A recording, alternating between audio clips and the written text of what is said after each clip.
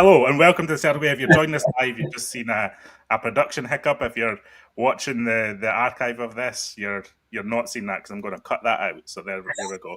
I'm your host, John McGinley. We're back here in the Celtic Way. We're here to talk about Celtic, and I'm joined by Tony Haggerty. How are you doing this morning, Tony? I'm very well, John. Yourself? All good? Yes, not bad at all. Before we start, we've got a word from our sponsor. The Celtic Way is brought to you by S1 Jobs. If it's time to hand in your transfer request, then head over to s1jobs.com and upload your CV today. With thousands of jobs across Glasgow and the surrounding area, you'll find the one at S1 Jobs. Start your search today. Tony, you've not been on the show for a while. How are you feeling about Celtic heading into this Kilmarnock game tomorrow? Do you know what? Reset, recalibration, John. 7/8 games, go and win them. I know it's not that easy, but a wee mini season. I wrote it during the week. Start your preparation for the Champions League qualifiers. That's the way I want Celtic to approach the 7-8 games that are left. That Champions League mentality that the manager spoke about earlier in the season. Have that, and I think we'll be okay. He said his piece. The players know exactly where they stand. The manager. So there are no excuses, John, for them not to turn up tomorrow and perform, mainly for all the supporters who were hoping to pack into Celtic Park tomorrow and watch the title being won. Sadly, that isn't the case. They could still win the title if other results go their way. But I just want to see a full Celtic going at it, full pelt, full tilt. And I think you'll see a couple of changes as well, which we'll probably talk about. There'd be a certain anticlimactic nature of a title win if it's taken kind of out of Celtic's hands on the pitch. I know that's not the reality of winning the league. Celtic obviously deserve to win the league, but when the final whistle blows and you've not clinched it then, and there's not that moment of celebration, it does take away from the excitement and the feeling around it. So I'm actually hoping it extends beyond this weekend. To be honest with you, and that includes Celtic picking up a victory against Kilmarnock, don't get me wrong. But it's always nice to see that unit in the stadium when the final whistle blows and Celtic have actually done it. So it seems, Celtic have been put in a couple of positions now where they could have these euphoric moments. Obviously, St Johnstone sold 3 stands at McDermott Park to get all the fans packed in to face them. And then obviously Sky have picked this game up because this could have potentially been a title-winning game. And, Celtic have conspired to kind of let that slip away from them. It's a stuttering end to the season, but there's still plenty here. There's 7 or 8 games left, and Celtic can still go on a strong run at the end here and soak up all the plaudits that they're due for their good work in the start of the season, John, they've got 4. Let's put it this way. They've got the wrapping up of the title, do that in style. They've got the Scottish Cup semi-final, go and win that. The final, if they get there, win that, and obviously they're going to Ibrox as well. I would say that's a 4 milestone of the next 7-8 games. Go and achieve them. You can still bust through the tape, as the manager says, by winning with aplomb. And they've reacted to adversity this season. When Aberdeen came and we were told they were the real deal, drew 2 each at Celtic Park, and then they were blown away a fortnight later in the Scottish League Cup semi-final, 6-0. That's the kind of attitude I want to see from Celtic. As I said there, the manager's had his say, John. What more can he say about the players' mentality and the way that they approach this? They will all know from Sunday onwards. And I think that's the disappointing thing about tomorrow. Everybody, and I said to you, what was the first thing I said to you last week? I was right up for it at McDermott Park. It was a beautiful day, and the only people that weren't up for it were the Celtic players. And it was so disappointing. There was a crushing disappointment amongst the Celtic supporters that 60,000 weren't going to get to see it. Because Celtic rarely, I think you were pointing that out, they rarely do win it at home, don't they? Mm-hmm. And it was they just blew a wonderful opportunity. And I think the manager will be saying to them now, don't be blowing any more opportunities that you get to finish this season with aplomb, because you don't want to be, you don't want the what-ifs hanging over this season, John. Celtic are deserved title winners. They manoeuvred themselves into that position for a reason. Go and show why you're the champions and potential treble winners, and you've got 7, as I say, /8 games to go and do that, and it's still what you would call a quarter of a season. So there's still a lot to play for and a lot to motivate those Celtic players to get over the line. Yeah, I agree with that, and I'll ask for your thoughts on kind of what Brendan Rodgers is going to say at his press conference in a moment. Just a welcome to everyone joining us in the chat. I think people's messages were delayed from the chat to the kind of software we use to stream out there, because it didn't seem like we were getting any. Now we've just got a rush of like 100. So good morning to everyone saying good morning. We will try and get your comments up, if we can. There's a few gremlins in the system, I think, this morning. But Tony, just back to Brendan Rodgers. So he had his moan, he had his complaints at McDermott Park. What do you think his message is going to be when he's facing the media? You have more experience of talking to Brendan Rodgers than myself and almost everyone else watching the stream. What do you think he's going to be like today? I think he'll have moved on from it, John. I think he'll be like, right, this is, as I say, they're in the final stretch now, the home stretch, call it what you will, but I think he'll be saying to them that the last few weeks have maybe fallen below the standards that he set, and it's unacceptable, and he won't accept that until the end of the season. And I think it'll not so much be what he says, it'll be what he does, John, because I think at least 3 or 4 players in that team that started last Sunday won't play tomorrow. And Yeah. I think that's what, and he'll just remind them that Mm-hmm. Celtic's not a place to coast. I've said this before, John. Celtic players are handsomely rewarded.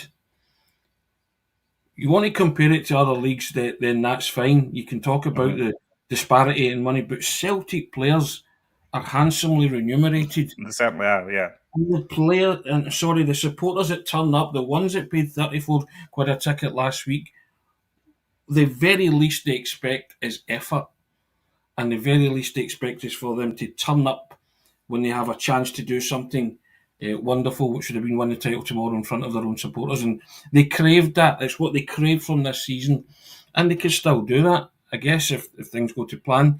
But it was that opportunity where everybody who travelled to McDermott Park filled the 3 stands. Glorious day, and even myself, I said it earlier that I was so up for that, and what an anticlimax it was, and the performance was just it was awful. And you say to yourself, but there was no excuse for it, because I say these guys still get handsomely rewarded. More reward. They'll see more financial rewards than you and I will ever see in a lifetime, John. Yeah. And all the Celtic supporters ask us for them to give them maximum effort, and while they've got an opportunity like that, go and grasp it. So I think you'll see that tomorrow in Brendan Rodgers' team selection, and I think he'll allude to that today. Don't think he'll single out any individuals or anything like he Mm-hmm. never does. He never throws them under the bus. As I say, he said his piece. He'll want to move on, but that'll be that moving on process will be determined by his actions. But he'll certainly hint at that today. I do think, obviously, the team selection tomorrow is interesting because, like you've kind of alluded to there, it does tell us how annoyed he was at Yeah, McDermott Park, because he's been pretty loyal to his established starting 11 this season. I think the only rotation has really come when it's been a necessity or there's been a heavy schedule of matches. He's generally gone with his preferred 11, even if there's chat about some of them underperforming. So I'm interested to see if like McDermott Park was a line in the sand in that regard. And he talks about the players being too comfortable, Tony, but there's no better way to add a little bit of like stakes into their situation than reminding them that their place in the team isn't so assured as they think it is. Just from a personal standards point of view, I think making 3 or 4 changes against Kilmarnock is the right way to go. And that's not necessarily from a tactical perspective. I just think it's time for Brendan Rodgers to send a message almost. So who that is, I don't really know. I don't know if he's going to take Nicholas Kuhn out. I don't know if he's going to take Jeffrey Schlupp out. I don't know if he's going to take Alistair Johnston out.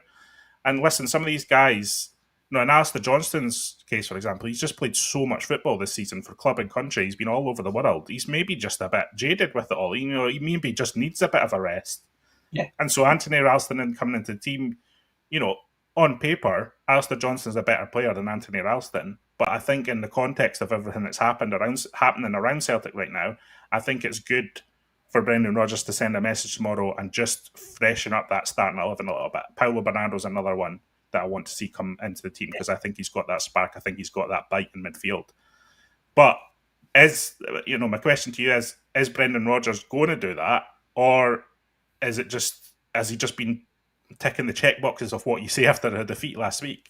Actions speak louder than words, Tony. So, is it going to happen? Are fans going to see the changes that they want to see?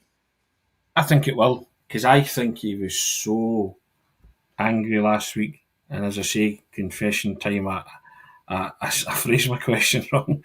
I mean, to say I was sensing similar levels of anger when that time he spoke about it was the angriest he'd ever been. And I said, I'm not sensing anger. I meant to say I'm sensing similar levels. But as I said earlier, I still got the answer that I wanted. But yeah, correct.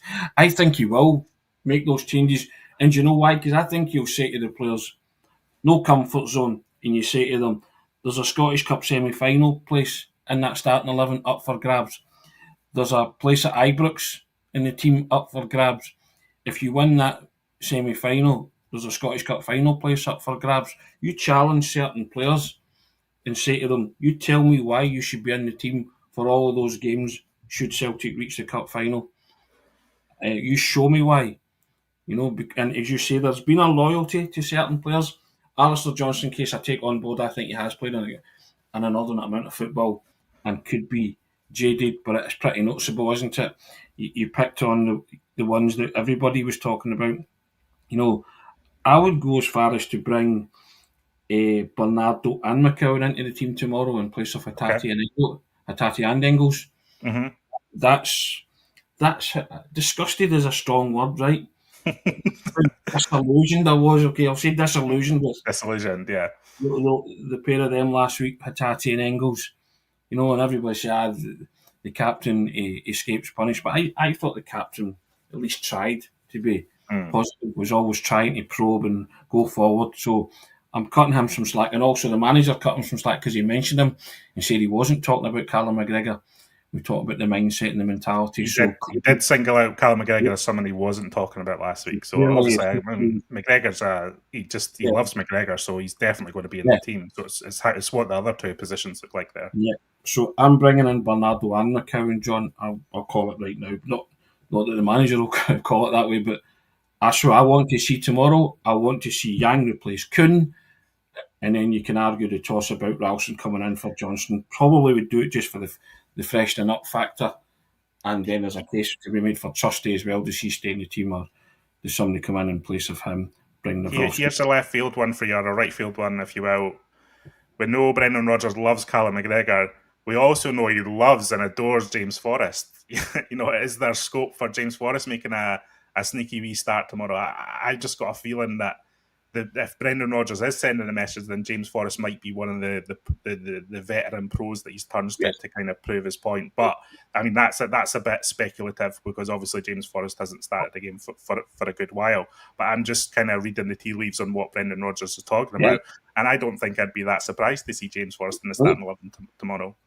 And it was at this time last season, wasn't it? Last couple of months of the season where James Forrest went his own. So he knows he can trust him. And again, he was another one that he singled out last week, wasn't he? Yeah. And James Forrest only had a cameo, and he said, I'm not talking about Callum McGregor and Jamesy, as he likes to call him. So I wouldn't be surprised to see James Forrest start. It all depends on his fitness, basically. That's true. But, I mean, he looked okay last week, apart from the sitter that he missed. Personal from the press box, but that's neither here nor there. But I think James Forrest wouldn't let him down if he did start tomorrow, and it all depends on his fitness levels. I guess if you're fit enough to play 20-30 minutes against St Johnstone, then that's you sort of saying to the manager, right, you can unleash me. And I think this is the kind of game to unleash something like Forrest. But also, if you're Yang, you're thinking, that has to be me. That has to be me starting over Forrest tomorrow, isn't it? If you're Yang personally. So I would, because you want to crack at that, because as I say, there's some important games coming up that you want to certainly say to the manager, I'm still around, and I want to be in that starting 11. But I wouldn't put it past Rodgers to bring in James Forrest from the start tomorrow, because he does like him. Yeah, the ideal scenario that has been really competitive in training this week. And, we talk about the season being a procession, the season almost being over, but it's never over for supporters until the final kick of the ball. And No. that's what these players also have to remember. Tony, what we're expecting from Kilmarnock tomorrow, obviously, they're, it's similar to St Johnstone in a way. I know they're not really contenders for automatic relegation. I mean, they're only 6 points ahead, but they're really fighting it out not to be in one of those playoff relegation positions. I think they're only a point ahead of Dundee in 11th. They're currently in 9th. Ross County on 35 points, Kilmarnock on 35 points with Dundee on 34. So they're going to be fighting for their lives again. It's going to be another situation where they're going to have the hunger in this game. So Celtic need to match that hunger, like we saw against St Johnstone. St Johnstone are not a talented football team on the level of Celtic, but they had a hunger in that game last week. And I think Kilmarnock, especially with Derek McInnes there, I think they're going to have a hunger to really get at Celtic again tomorrow. Oh, without a doubt. And do you know what? It's one of those games where I wish the opposition wasn't Kilmarnock, because they've troubled with Celtic Park before. It's Derek McInnes, and all they need to do is follow the St Johnstone template and just be up for it and have that hunger and desire, and that can carry St Johnstone last week, and they played very well. You have to say defending's an art, and they managed to defend their goal and defend the slender lead that they had. So from very early on, and you have to say fair play to them for that. But it's a sticky game tomorrow, John. I think for Celtic it really is. It's and you wouldn't put it past Derek McInnes coming with a game plan to shut Celtic out, and you wouldn't put it past them doing it, would you? The way Celtic are playing at the minute. But that's what I mean. Hopefully that the refresh and recalibration and the changes that the manager makes brings something different to the party, brings that freshness, and Celtic can fire on all cylinders again. But I'm not expecting a gimme, as they say, in any shape or form. It's a compare and contrast. Imagine we were talking today about Celtic going for the title tomorrow. We'd be so up, so confident, I know. and you'd be making all sorts of wild predictions about piling on the agony, putting on the style, yada yada. Like we were before St Johnstone, Tony. Correct. Right, and now there's that element and seed of doubt in you where you're thinking, home game against Kilmarnock, it's a bit tricky, it's this and that. And I know getting over the line's the hardest thing to do, but these guys have to do that. They have to accept that every time you pull on that shirt, there comes a responsibility to perform. Entertain's a bonus, as Bertie Auld always said, but play as your briefing is the Celtic way. You've got to play like that every week, or at least attempt to match that. And last week it was sadly lacking. I just don't see it happening 2 weeks in a row, but you know what? That is the comfort. It doesn't, like Celtic have had inconsistencies this season, but there's been no, I think, prolonged spell of poor results. So I don't think that it's likely to happen 2 weeks in a row either. I think Rodgers will get something out of the players this week. Hopefully, will get something out of the players in response to St Johnstone. But it's really about maintaining that for me for the 7 or 8 games that are left in the season. And we're going to bring in some of your comments in a moment. But first, I'm just going to highlight the offer that we've got running on the CelticWay.co.uk. £1 for 6 months, you get this Jota print. We've been talking about it a lot, but there's now only a few days left, so you're running out of time to get this. Pay your £1, you get an A3 Jota print, really high quality from the football artist made by Frankie, and you get 6 months of access to our premium articles as well. I just want to highlight that because, as I say, there's only a few days left of the offer, so if you haven't joined up already, join up now. Tony, we're going to see what the chat is saying. It's been vibrant this morning. Mark Fairfield saying we should swap the wingers out, play them on their own foot, and tell them to get to the byline and get crosses in. So predictable, cutting in every game. How do you feel about? I mean, this has been a talking point even when Celtic are playing well. How do you feel about your wingers cutting in? It seems to be like a trademark of how we're playing under Brendan Rodgers. Obviously, Nicholas Kuhn pretty much cuts in almost every time he has the ball. Would you like to see the wingers kind of change it up a bit in attack? Yeah. Without a doubt. There was a moment last week, you probably noticed it, when Nicholas Dunn did it. Nicholas Dunn, where does that come from? Kuhn did his trademark cutting in, and he hit a wayward shot. You probably remember it, yeah? And those were the ones that were going in. Those were the ones that he did against RB Leipzig. Put it in, beautiful goal. The one he cut in from in Dingwall, slotted it in. And I kind of thought to myself, well, there's a microcosm of the scale on which Nicholas Kuhn's form has dropped off, tapered off. He did the usual textbook cutting in and skied it. I don't know what part of the boot it came off, but he was executing them with ease in the earlier part of the season. And yeah, and I think you got to get to listen. Jota got to the dead ball line against Rangers and crossed Yeah. for Maeda to get them back in. It works, but the quality has to be on the cross. No point in getting to the byline and not picking somebody out. I've always see it. See when you get to the dead ball line and you cut the ball back at pace, it's very, very hard to defend against that if you're actually looking up and picking somebody out. And do you know who is very good at it? Tony Ralston. Tony Ralston is Yeah. very good at getting to the byline and picking somebody out. And all sorts of crosses. The deft clips are the ones that he fires across and expects somebody to be there. Picks areas, but he also picks. He looks up. He usually looks up and sees somebody there or somebody that should be there.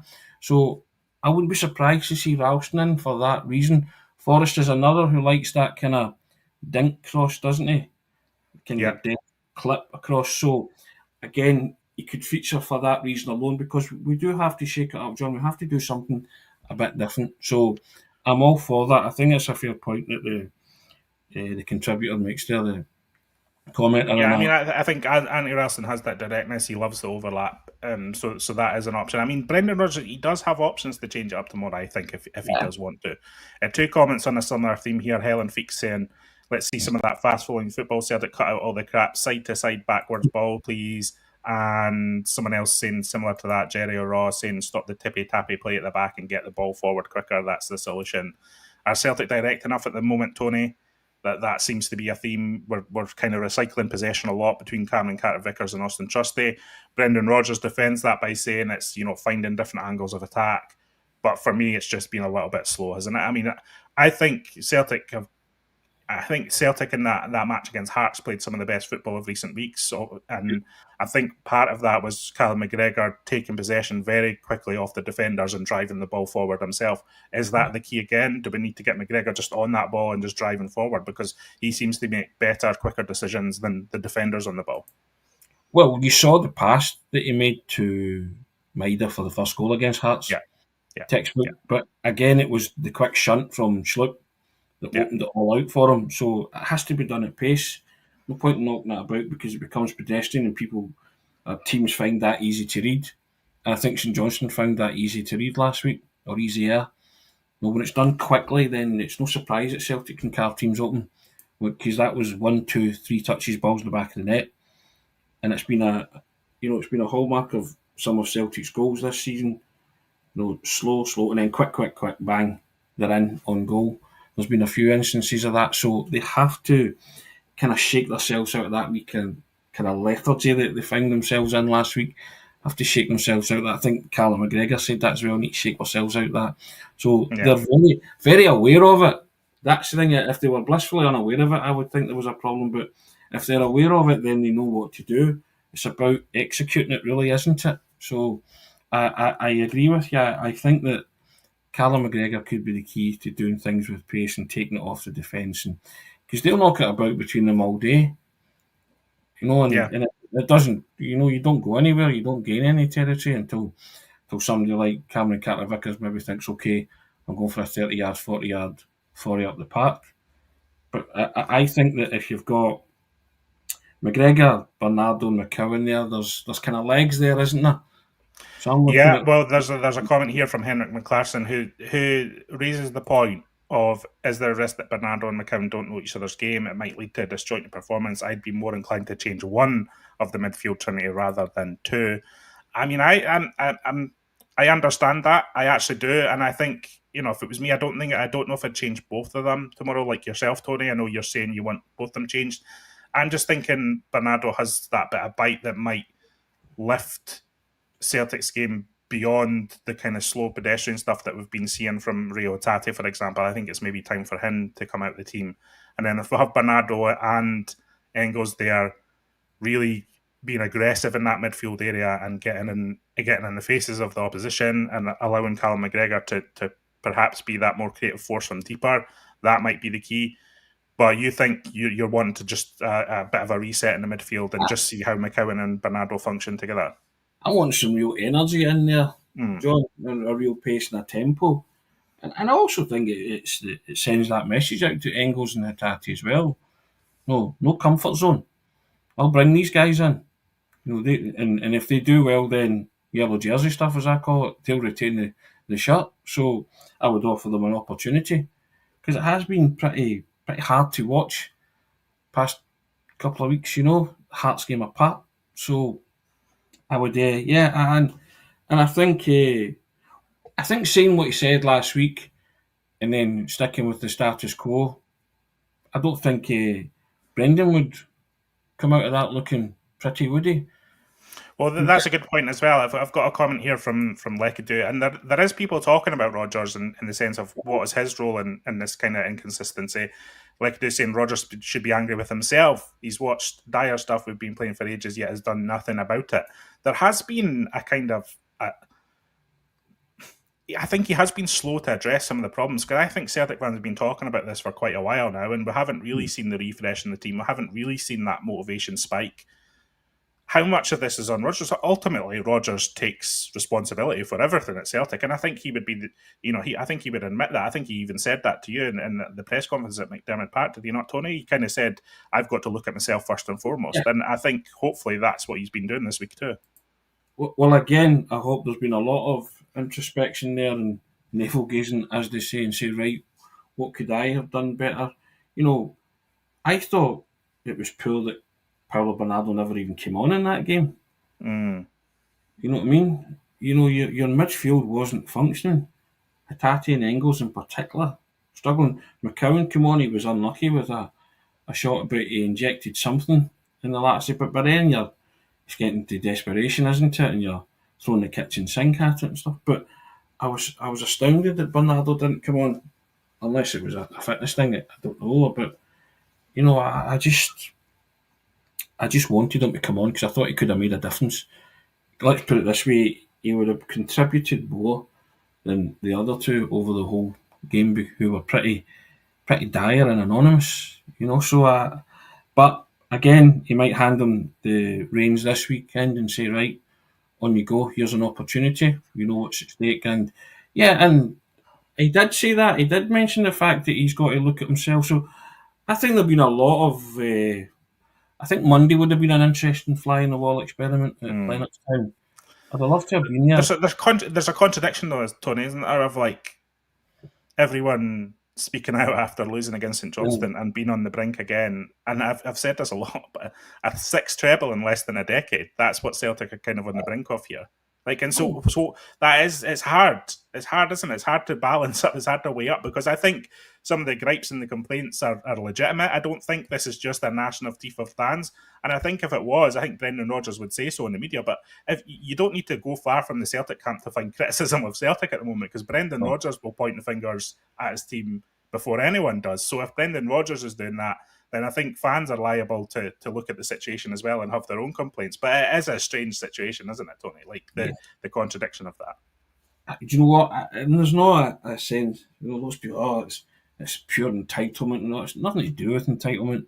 It's talking about what you want from your Celtic players and your Celtic team. Nothing wrong with wanting the best and the high standards and for them to turn up every week. And I mean every week. There's that heavy burden of expectation. But they're expected to win. And they're expected to cope with that. Brendan Rodgers bangs on about that.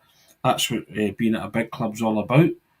But not just for the players. It also applies to the manager as well. You know what I mean? All these things that he talks about, the big expectation, you play for the fans outside, the millions over the world and all that. He's doing it as well. His role's not... He doesn't just sit back and say, right, over to you. He's part of that machine as well.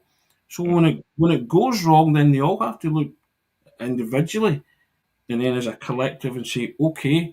And as I say, Monday would have been interesting, because obviously Brendan will have made those comments. Callum made his comments as well. Everybody comes together, and you just love to be there, wouldn't you? have those kind of. They must have had a clear the air on Monday, or a kind of pushing of the reset button, or saying, okay, anybody got any contribution as to why things went wrong in Perth or have gone wrong recent matches? Any lingering, thoughts from the recent forum? And sometimes it's needed. That's what's needed. And also, I think you say to players who are going to come in and the ones that are going to be rotated, you say to them on Monday, you're playing on Saturday, get your head in that space. Prepare yourself as best you can. That's what I would do. So if Bernardo's playing, say to him on Monday, you're playing. If McCowan's playing, you're playing. Get your head ready, get your mindset. Tony Ralston as well. These guys, just let them know early doors. Don't wait till Friday where you put the team sheet up on the board or whatever, and it's a surprise. And guys are like, I would be saying to them Monday, right? This is our team for Saturday. That kind of thing, and just say to them, right? This is we get back in the ball game again, because the last couple of performances, or some of the performances in the last wee while, have been unacceptable. Yeah, and I'll say it again, fast starts, fast starts, fast starts. That's what we want from Celtic at the moment, because it's becoming a problem for me, a big problem. And obviously a big problem for everyone. A lot of people are talking about it. It's not just myself. It's an early kick-off tomorrow, Tony, so we'll be up bright and early with the preview show, and we'll have a live post-match show as well. It'll be yourself and Ryan. We've got a lot coming up on the website over the next day. Obviously, we hear from Brendan Rodgers later this afternoon. We'll have his full comments up on the website as quickly as possible. Any of the breaking news lines, we'll try to get it up on celticway.co.uk first before anyone else, so keep your eyes peeled on that.